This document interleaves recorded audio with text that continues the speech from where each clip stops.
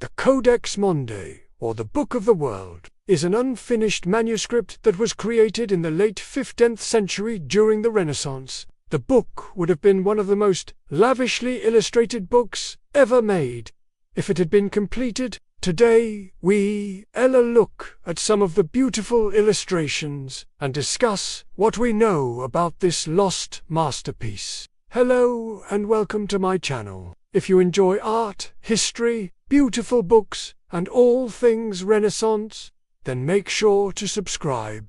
This was going to be the greatest book ever made. It would be huge, measuring 23 by 32 inches, nearly 60 centimeters across. It would contain hand-drawn illustrations of scenes from the creation of the world, through the life of Christ and biblical stories from the Old and New Testament. All the leading artists of the day were commissioned to contribute to the project, which may help explain why so many famous names appear in the surviving documents related to the Codex.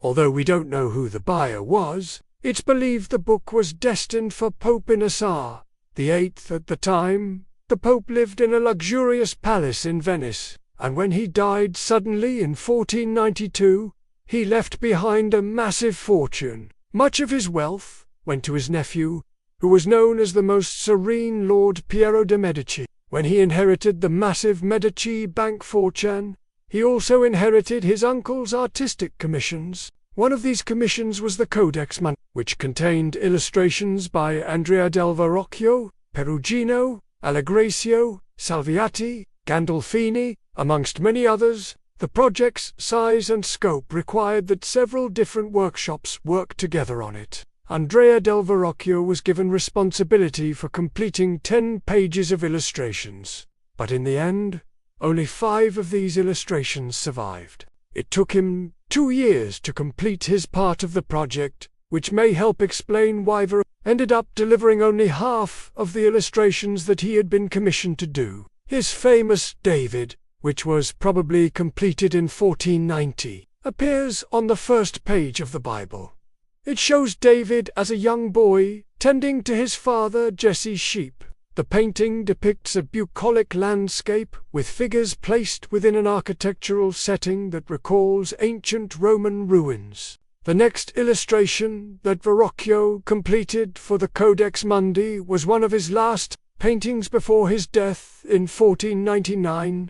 It depicts the fall of man. Adam and Eve are shown in the foreground standing before the resurrected serpent with their backs to each other, although their bodies are turned towards one another, symbolizing their disobedient act that turned them away from God. Eve reaches out to grasp the forbidden fruit while she covers her breasts. Adam, however, looks back towards the angel holding the flaming sword. This illustration differs slightly from earlier depictions of the fall of man by emphasizing the embrace between Adam and Eve. On the opposite page, we see the expulsion from the Garden of Eden.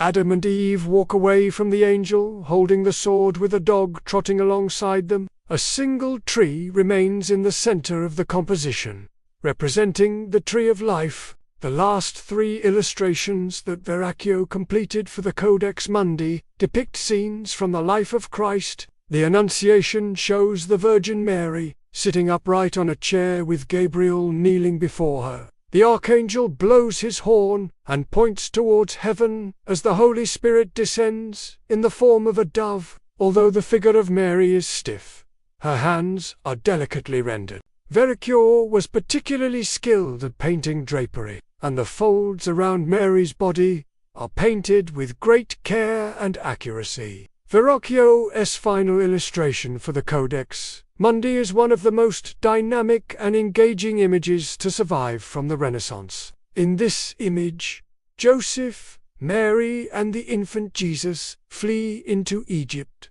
A small group of men on horseback rides in the background, and they seem to be chasing after them. In the middle distance, soldiers ride on horseback while others march on foot. They are blowing horns and waving weapons in the air. On the left side of the painting, we see a riverbank with a tree, and it seems to separate the peaceful family from the violence of the soldiers. The intense action and dramatic lighting of this piece show Verrocchio's skill as a painter. After Verrocchio's death in 1499, the project continued under the direction of an artist named Pedro Juan de Flandes, who specialized in creating backgrounds for paintings. His expertise in landscape and architecture can be seen in the large circular window in the background of this illustration. We see the nativity scene set inside a cave, with light streaming in from the opening above. Figures huddle around the Madonna and Child, looking on in awe. To the side, an ox and an ass appear.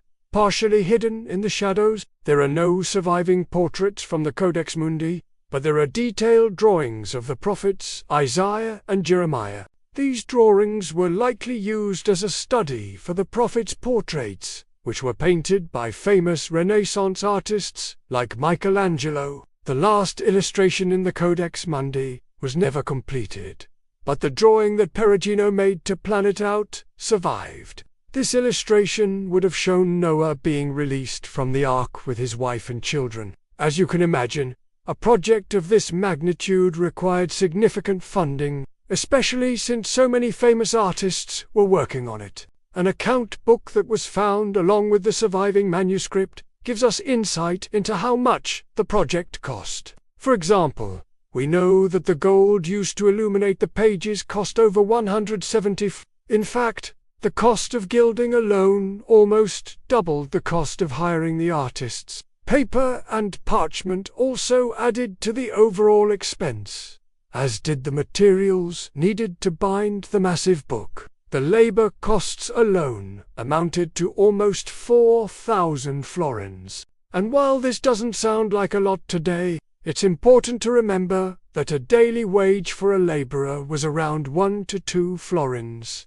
So 4,000 florins represents a lot of money. In fact, the entire project cost almost 10,000 florins, which is roughly equivalent to $10 million today. In total, 68 pages were illuminated for the Codex Mundi, but only 19 of these pages survive today. The project was likely abandoned due to the immense cost of the project. Combined with the death of Pope Innocent VIII in 1492, after his death, the Medici family fell from power. It's possible that the surviving illustrations were removed from the Codex to be sold separately, but we don't know for certain. Fortunately, they ended up in the collection of the J. Paul Getty Museum, where they can be viewed in person. In addition to the illustrations that survived, there are thousands of pages of documents that relate to the Codex Mundi. These include contracts, receipts, letters, sketches, drawings, and even lists of the materials that were purchased. Together, they paint a picture of the inner workings of a massive art project during the Renaissance. So what happened to the rest of the illustrations? Well, we don't know for certain, but there are rumors that some may have been lost in a fire at the Medici Palace in 1743. Others may have been sold during the French Revolution. Several scholars have tried to link famous paintings to the Codex Mundi, but none of these theories have been proven. It is still possible that some of the missing illustrations could turn up in an attic or a storage room somewhere. Wouldn't that be exciting? I hope you enjoyed this video. Please let me know in the comments if you would have liked to see more videos about the Codex Mundi. You can find more information below. As always, thanks for watching, and see you next time.